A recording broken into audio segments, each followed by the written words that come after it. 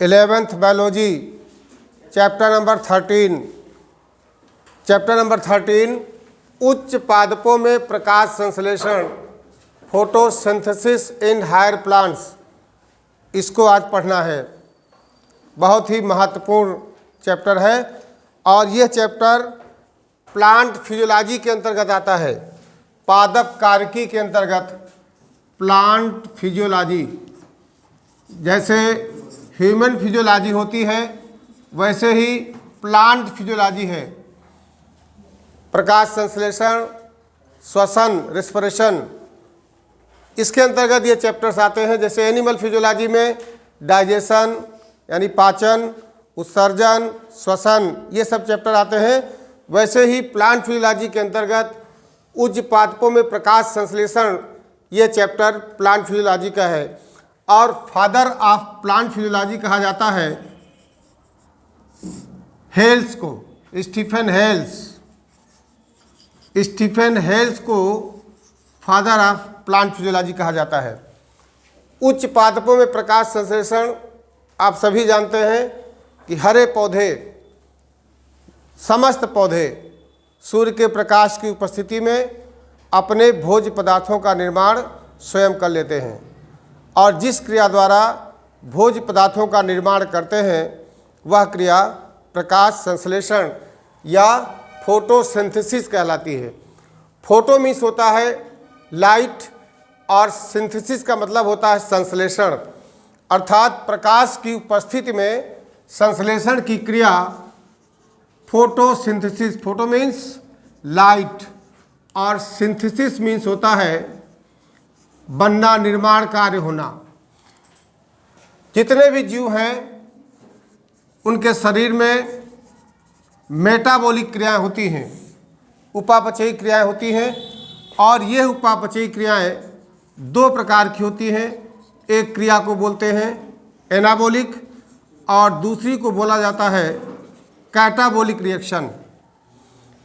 उपचय और अपचय, इनको हिंदी में कहा जाता है उपचय और कैटाबॉलिक को कहा जाता है अपचय। उपचय और अपचय दोनों को मिलाकर कहा जाता है उपापचय। एनाबॉलिक क्रियाएं जो होती हैं, उपचय वाली जो क्रियाएं होती हैं वो कंस्ट्रक्टिव होती हैं। कंस्ट्रक्टिव का मतलब होता है निर्माणकारी, अर्थात इसमें कुछ बनता है। और जो अपचय वाली क्रियाएं होती हैं वो होती है डिस्ट्रक्टिव। डिस्ट्रक्टिव का मतलब होता है विनाशकारी। तो चूंकि प्रकाश संश्लेषण में भोज्य पदार्थों का निर्माण होता है, इसलिए फोटोसिंथेसिस एक प्रकार की उपचय क्रिया है या एनाबॉलिक क्रिया है और यह प्रकृति की सबसे अद्भुत प्रक्रिया होती है, अद्वितीय प्रक्रिया कह सकते हैं। दुनिया में ऊर्जा का एक ही स्रोत होता है, वो होता है सूर्य। Sun is the main source of energy. दुनिया के जितने भी प्राणी हैं सूर्य से प्राप्त ऊर्जा द्वारा ही ऊर्जान्वित होते हैं, चाहे वो मांसाहारी प्राणी ही क्यों न हो। दुनिया के सभी प्राणी अपने शरीर में ऊर्जा पाने के लिए भोजन ग्रहण करते हैं और वह भोजन मुख्य रूप से पौधों से प्राप्त होता है।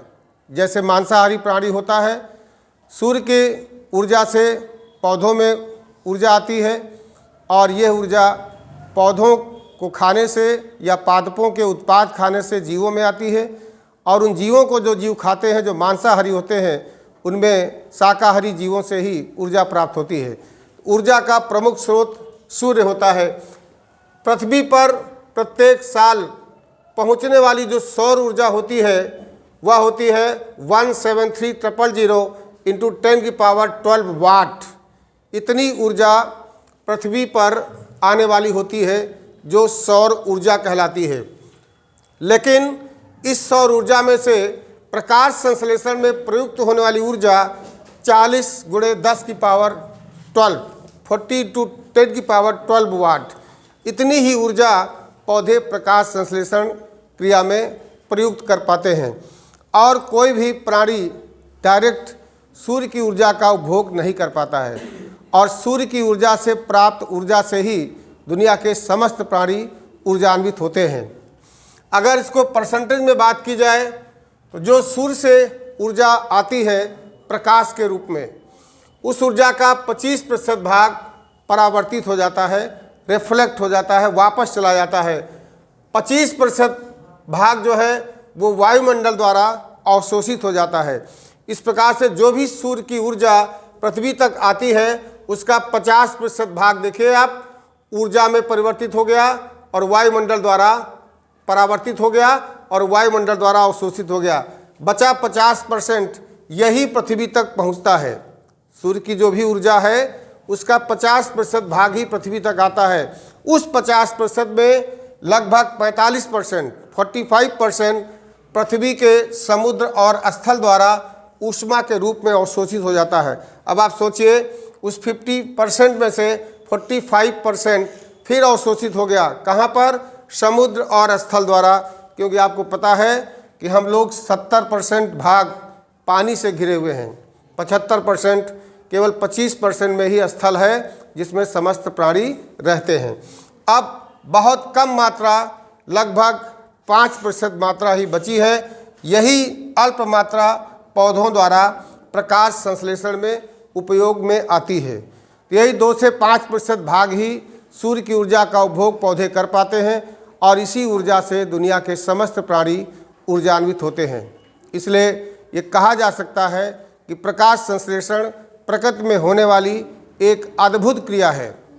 पौधों जैसा महत्वपूर्ण कार्य दुनिया में कोई नहीं करता है।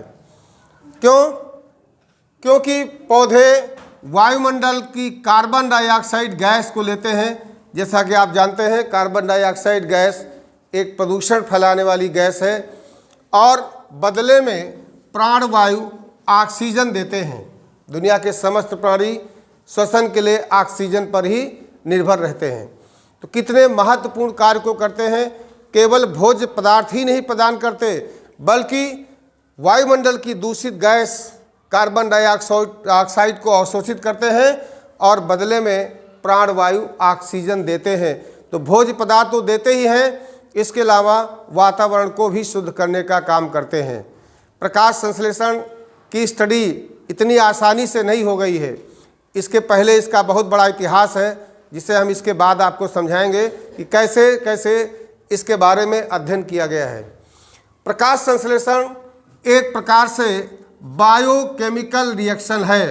बायोकेमिकल रिएक्शन का अर्थ होता है जैव रासायनिक प्रक्रिया है। जैव रासायनिक प्रक्रिया ये फोटोसिंथेसिस होती है जिसमें पौधे सूर्य की ऊर्जा का उपभोग करके भोज्य पदार्थों का निर्माण कार्बोहाइड्रेट के रूप में करते हैं। तो इस प्रकार से सूर्य की ऊर्जा का उपभोग पेड़ पौधे ही कर पाते हैं, बाकी कोई प्राणी नहीं कर पाता। यद्यपि युगलिना का नाम आपने सुना होगा। युगलिना एक ऐसा प्राणी है जो एनिमल और प्लांट्स दोनों के बीच की कनेक्टिंग लिंक है। इसलिए युगलिना जब चाहता है तो पर्णहरिण की उपस्थिति में अपने भोज्य पदार्थों का निर्माण प्रकाश संश्लेषण से स्वयं कर लेता है, अन्यथा ये जीवों की भांति ही अपने भोज्य पदार्थ ग्रहण करता है। तो प्रकाश संश्लेषण एक महत्वपूर्ण बायोकेमिकल रिएक्शन है और उस बायोकेमिकल रिएक्शन में भी एनाबॉलिक रिएक्शन है।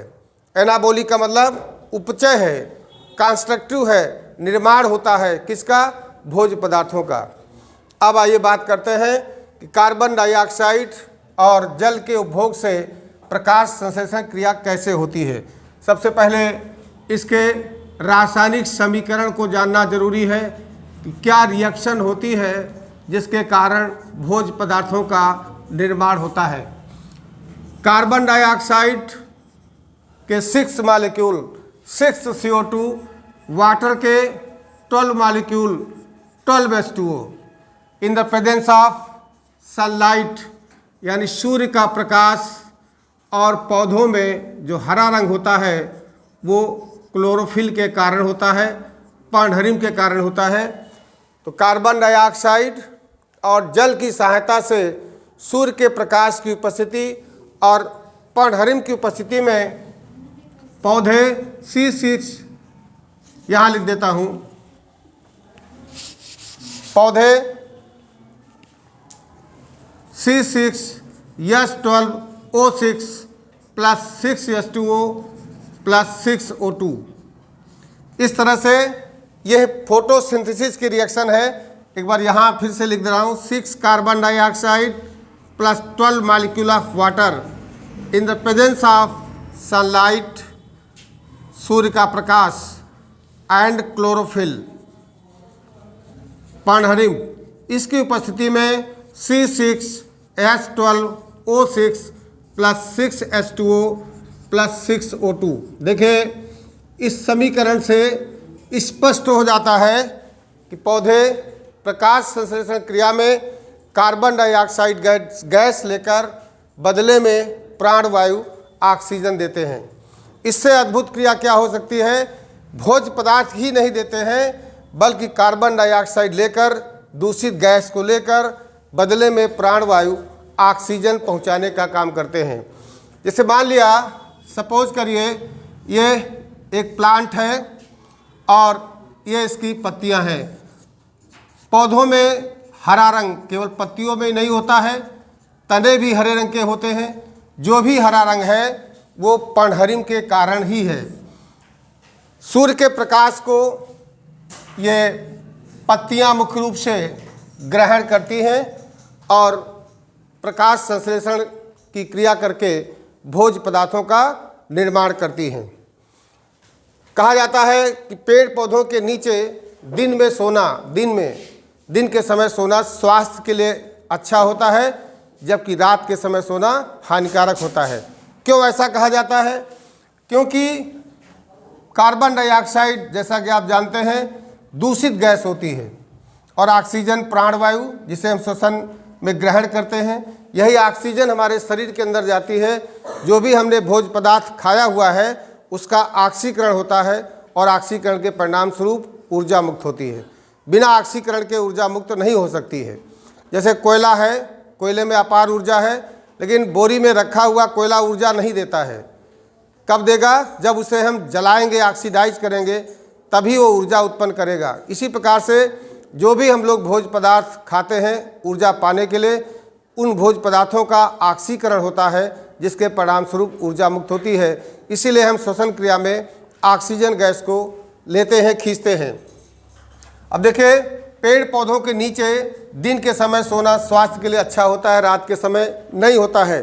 क्योंकि आपने पढ़ा भी कि प्रकाश संश्लेषण में सूर्य का प्रकाश आवश्यक है, अर्थात प्रकाश संश्लेषण की क्रिया प्रकाश की उपस्थिति में होती है, सूर्य के प्रकाश की उपस्थिति में होती है। यहाँ पर कार्बन डाइऑक्साइड गैस मुख्य रूप से वाहनों से निकलती है, चिमनियों से, कारखानों से निकलती है। और ये कार्बन डाइऑक्साइड गैस की मात्रा यदि बढ़ती रहे, देखिए प्रकृति में कार्बन डाइऑक्साइड की मात्रा 0.03%, ये बहुत दिनों से स्थिर बनी हुई है।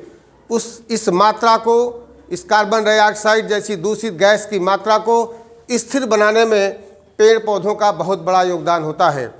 क्योंकि पेड़ पौधे इस कार्बन डाइऑक्साइड गैस को ले लेते हैं। चाहे हम लोगों के श्वसन से भी कार्बन डाइऑक्साइड गैस ही निकलती है। दुनिया में जितने प्राणी हैं सभी श्वसन क्रिया के परिणाम स्वरूप कार्बन डाइऑक्साइड गैस को निकालते हैं।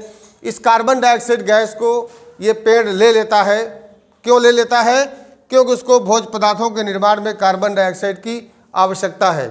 तो दिन के समय, और पौधा भी श्वसन कर रहा है, पौधे में श्वसन क्रिया के परिणाम स्वरूप वहाँ भी ऑक्सीजन ले लिया जाता है और कार्बन डाइऑक्साइड गैस छोड़ी जाती पौधों में भी। तो अपने द्वारा दिन के समय श्वसन क्रिया से छोड़ी हुई कार्बन डाइऑक्साइड को पौधा खुद प्रकाश संश्लेषण में प्रयुक्त कर लेता है, जिसके कारण दिन के समय पेड़ पौधों के नीचे कार्बन डाइऑक्साइड का सांद्रण बढ़ने नहीं पाता। जो भी कार्बन डाइऑक्साइड, चाहे इसके पौधे के स्वयं के द्वारा श्वसन में निकाली गई हो, चाहे प्राणियों द्वारा हो, चाहे मोटर व्हीकल द्वारा, जो भी कार्बन डाइऑक्साइड है वह सब यहाँ पर ले ली जाती है और बदले में प्राणवायु ऑक्सीजन O2 निकालता है, इसलिए कार्बन डाइऑक्साइड का कंसंट्रेशन दिन के समय बहुत कम होता है, इसलिए दिन के समय सोना लाभकारी होता है। रात में क्या होता है, प्रकाश की उपस्थिति में यह पौधा प्रकाश संश्लेषण की क्रिया नहीं कर पाता है, जिसके कारण जो श्वसन से कार्बन डाइऑक्साइड निकलती है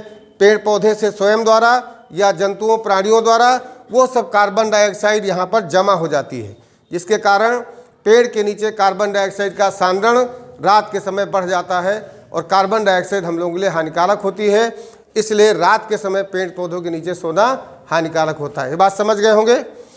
अब बात आती है कि कार्बन डाइऑक्साइड और जल की सहायता से ये ग्लूकोज का सूत्र है जो कि कार्बोहाइड्रेट होता है, कार्बोहाइड्रेट का निर्माण होता है। यह निर्माण की प्रक्रिया इतनी आसान नहीं है, ये बहुत जटिल है और बहुत अधिक प्रक्रमों के द्वारा गुजरने के बाद पौधों में भोज्य पदार्थों का निर्माण होता है। सबसे पहले हम जानते हैं कि प्रकाश संश्लेषण में ऑक्सीजन गैस निकल रही है, आप देख सकते हैं ऑक्सीजन गैस निकल रही है। इस समीकरण को जरूर याद रखिएगा, 6CO2 + 12H2O in the presence of sunlight and chlorophyll it forms C6H12O6 + 6H2O + 6O2।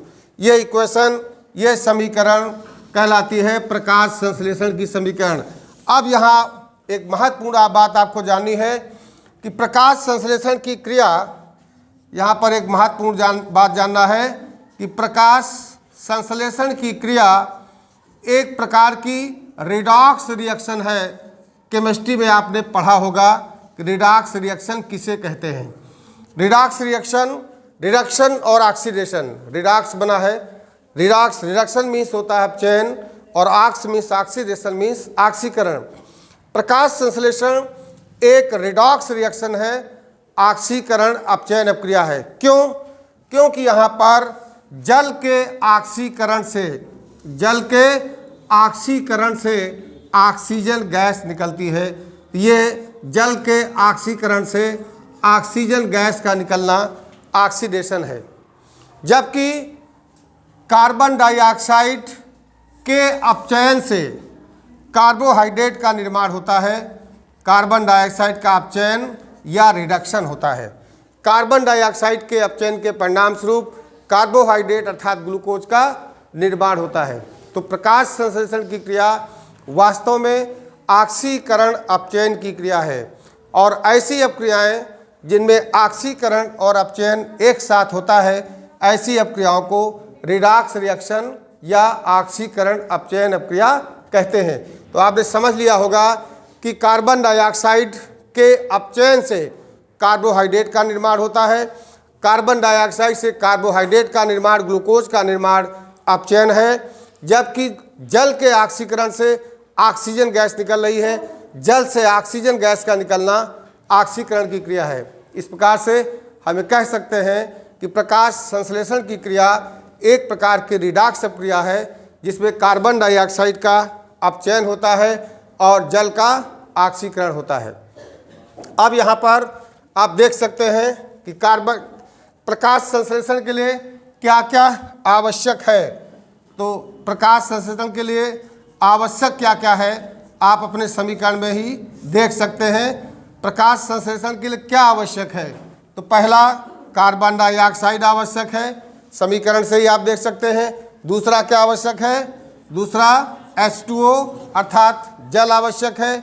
तीसरा क्या आवश्यक है, तीसरा है सनलाइट, सूर्य का प्रकाश आवश्यक है। और चौथा क्या आवश्यक है, क्लोरोफिल, पर्णहरिम आवश्यक है। चार चीज़ें आप समीकरण में देख सकते हैं कि प्रकाश संश्लेषण क्रिया को संपन्न करने के लिए कार्बन डाइऑक्साइड, जल, सूर्य का प्रकाश और पर्णहरिम, ये चार चीज़ों की आवश्यकता होती है। एक महत्वपूर्ण चीज़ और आवश्यक है, वो है खुले हुए रंध्र, ओपन स्टोमेटा।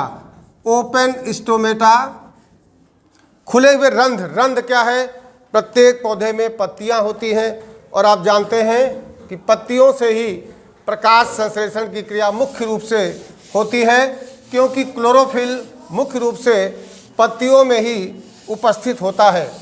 पत्तियों में ही मुख्य रूप से क्लोरोफिल पाया जाता है। तो रंध्र क्या है? प्रत्येक पत्ती को यदि सेक्शन काट करके ध्यान से देखा जाए तो यहाँ पर छोटे छोटे डार्ट लाइक स्ट्रक्चर होते हैं। अगर आप पत्ती को, किसी पतली पत्ती को ध्यान से सनलाइट में देखेंगे तो आप पाएंगे कि छोटे छोटे डार्ट दिखाई पड़ते हैं। यही डार्ट वास्तव में पर्णहरिम होता है, क्लोरोफिल होता है। इसको जूम करके देखें तो आपने कोशिका चैप्टर में पढ़ा हुआ है पर्णहरिम की संरचना। इसमें आपने लवक पढ़ा है। लवक में 3 प्रकार पढ़े थे, अवर्णी लवक, वर्णी लवक और हरित लवक। क्लोरोप्लास्ट को ही हरित लवक कहते हैं। तो क्लोरोप्लास्ट एक द्वि मेम्ब्रेन वाला, डबल मेम्ब्रेन वाला स्ट्रक्चर ये होता है, दोहरी कला वाला स्ट्रक्चर होता है। इसके अंदर इस तरह से प्लेट जैसी रचनाएं पाई जाती हैं। इन प्लेट जैसी रचनाओं को थैलीक्वाइड कहा जाता है। ग्रैना या थैलीक्वाइड कहा जाता है। इस भाग को स्ट्रोमा बोलते हैं। जो इसके अंदर लिक्विड भरा होता है वो कहलाता है स्ट्रोमा। और इसके अंदर जो प्लेट लाइक स्ट्रक्चर होते हैं, इन प्लेट लाइक स्ट्रक्चर को ग्रैना कहा जाता है। ये 2 महत्वपूर्ण पार्ट होते हैं क्लोरोफिल के, पर्णहरिम के 2 महत्वपूर्ण पार्ट हैं, स्ट्रोमा और ग्रैना। आगे आपको पढ़ाएंगे कि प्रकाश संश्लेषण की क्रिया स्ट्रोमा और ग्रैना में किस प्रकार से चलती है। आज के लिए इतना पर्याप्त है। शेष अगले वीडियो के माध्यम से कल आपको पुनः प्रेषित करेंगे।